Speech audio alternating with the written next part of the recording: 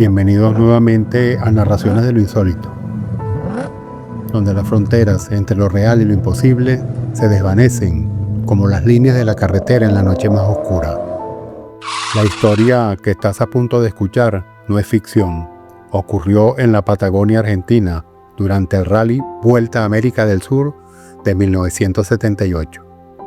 Dos pilotos chilenos, un tramo solitario de la Ruta 3 y 75 kilómetros que desaparecieron en un abrir y cerrar de ojos.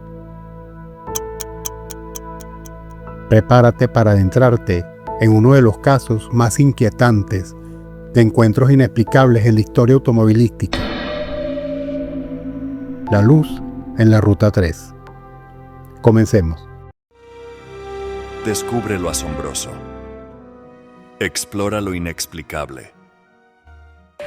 Ocurrió el 17 de agosto de 1978, cuando el piloto chileno Carlos Acevedo y su copiloto Hugo Prams arrancaron motores en Buenos Aires. Su Citroën GS 1220 era un vehículo modesto, pero confiable para el brutal desafío que enfrentaban.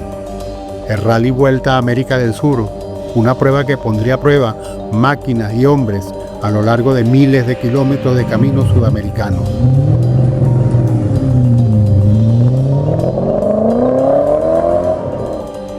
El rally avanzaba sin mayores contratiempos. Aunque la competencia era feroz, sin embargo, el destino tenía otros planes. A un mes de haber iniciado la carrera, el 16 de septiembre, Prams debió abandonar por problemas personales. El equipo necesitaba un reemplazo urgente y fue así como Miguel Ángel Moya se unió a Acevedo para continuar la aventura. Lo que ninguno de los dos sabía es que no serían solamente competidores en una prueba deportiva, no, sino protagonistas involuntarios de uno de los encuentros más desconcertantes jamás documentados en la historia automovilística mundial. Carlos Acevedo era un piloto experimentado, metódico, racional, con los pies en la tierra. Mientras que Miguel Ángel Moya, por su parte, era un entusiasta del rally con muchos reflejos y capacidad para mantener la calma en situaciones extremas. Dos hombres comunes, dos deportistas profesionales, dos chilenos que no tenían idea de que estaban a punto de vivir algo que cambiaría su percepción de la realidad para siempre. Fue el 23 de septiembre de 1978. La madrugada era fría en la Patagonia Argentina. El Citroën GS 1220 avanzaba por la Ruta 3, una cinta de asfalto que se perdía en la inmensidad del paisaje entre Carmen de Patagones y Pedro Luro. El reloj marcaba poco después de las 3:30 de la mañana. Recuerdo perfectamente que estaba cansado, pero alerta. La noche era oscura, sin luna. El cielo estaba despejado, con millones de estrellas visibles. Miguel dormitaba en el asiento del copiloto. Todo parecía normal. Las luces del vehículo apenas iluminaban unos metros adelante en aquella ruta casi desierta. No se cruzaban con otros vehículos hacía ya varias horas. El monótono ronroneo del motor era lo único que acompañaba a Acevedo mientras conducía. De repente noté algo por el retrovisor. Una luz amarilla, muy potente, con destellos violáceos. Al principio pensé que era otro competidor, pero se acercaba demasiado rápido. De repente, Acevedo despertó a Moya con un codazo nervioso. Miguel, mira eso. ¿Qué demonios es? Parecía un vehículo, pero ningún auto puede moverse a esa velocidad. Y la luz, esa luz, tampoco era normal. Lo que sucedió a continuación cambiaría sus vidas para siempre. La luz se acercó vertiginosamente hasta situarse casi encima del Citroën. Y de pronto el habitáculo entero del vehículo se inundó de aquella luminosidad cegadora. Sentí como si el auto se elevara, como si flotáramos. El motor se detuvo por completo. En ese momento, ambos experimentaron algo que la mente humana difícilmente puede procesar. Una suspensión de la realidad tal como la conocemos. Lo siguiente que recuerdan es un flash de luz y luego encontrarse nuevamente en la carretera. Pero algo estaba terriblemente mal. Estábamos en la banquina opuesta, como si alguien hubiera levantado nuestro auto y lo hubiera colocado al otro lado de la ruta. El motor estaba apagado, pero arrancó al primer intento. Me sentía desorientado, como si hubiera despertado de un sueño profundo. Miré mi reloj, pero no podía procesar qué hora era. Confundidos y con una inexplicable sensación de inquietud, decidieron continuar hacia Pedro Luro, la próxima localidad en su ruta. Fue al llegar a la estación de servicio cuando las verdaderas anomalías comenzaron a manifestarse. ¿Ustedes son del rally? ¿Cómo llegaron tan rápido? El último competidor pasó hace más de 1 hora y dijo que ustedes venían muy atrás. Ocurrió que Acevedo y Moya se miraron desconcertados. Según sus cálculos, habían mantenido un ritmo normal, pero algo más les esperaba. Una serie de incongruencias imposibles de explicar. Y eso no era todo. El tanque auxiliar de combustible, que contenía 40 litros al salir de Viedma, estaba completamente vacío. Sobrecogidos por el descubrimiento, revisaron el reloj y descubrieron que habían llegado a Pedro Luro mucho antes de lo previsto. Según todos los cálculos, habían recorrido más de 70 kilómetros en apenas minutos. Algo nos pasó en esa carretera, algo que no podíamos explicar. Decidieron reportar el incidente a la policía local. El oficial que los atendió tomó nota de su extraña historia con evidente escepticismo. ¿Me están diciendo que vieron una luz en el cielo y de repente aparecieron kilómetros más adelante? ¿No tomaron algún atajo? No hay atajos en la Ruta 3. Es una carretera recta que bordea la costa. Es imposible. El reporte policial fue así archivado, un documento que años después sería desenterrado por investigadores de fenómenos paranormales como una de las evidencias más sólidas de un encuentro cercano. La noticia de su extraña llegada se propagó rápidamente entre los organizadores del rally. Es imposible que hayan llegado tan rápido sin hacer trampa. Han saltado controles, han llegado antes de tiempo. Están descalificados.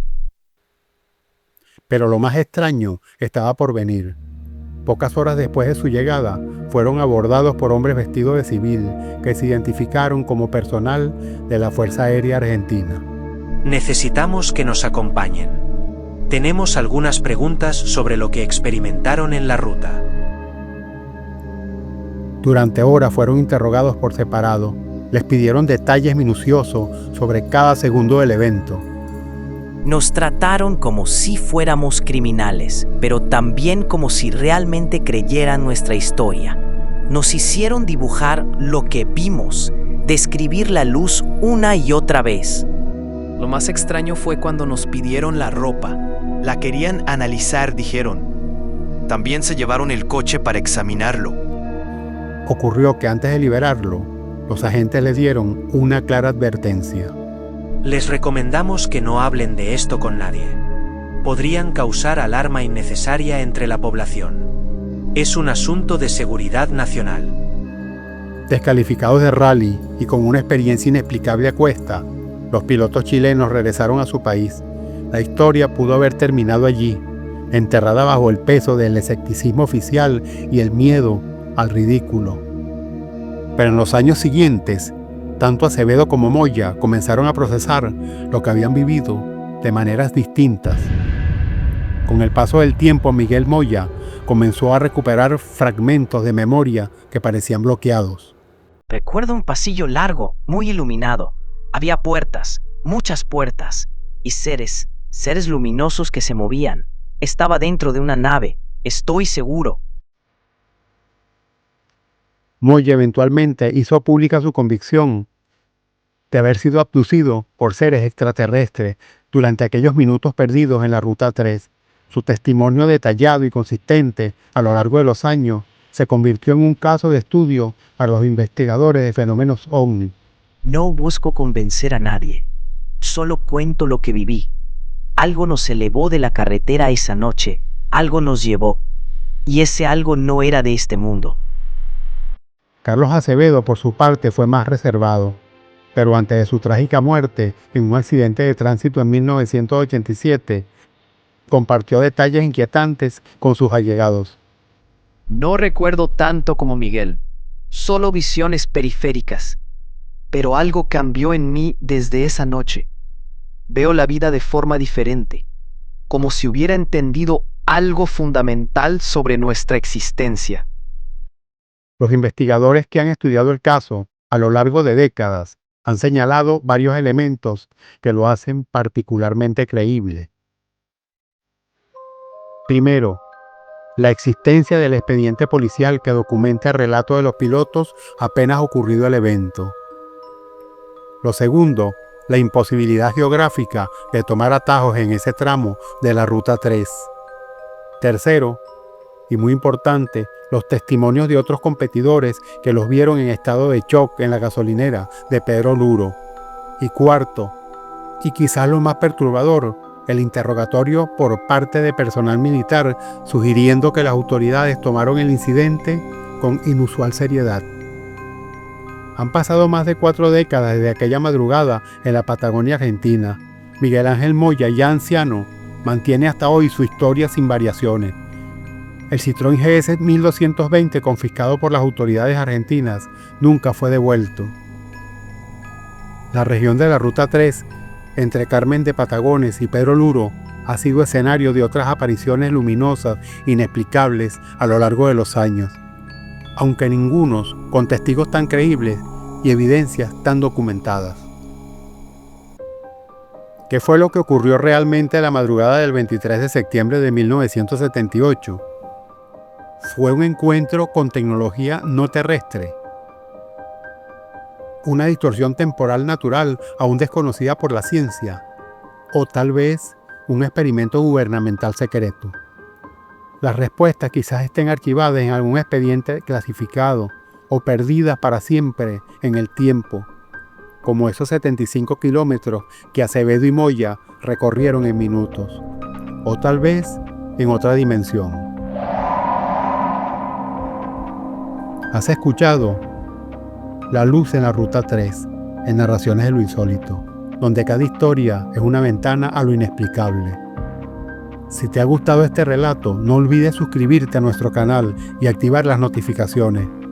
Cada semana, una nueva puerta a lo desconocido se abre para ti.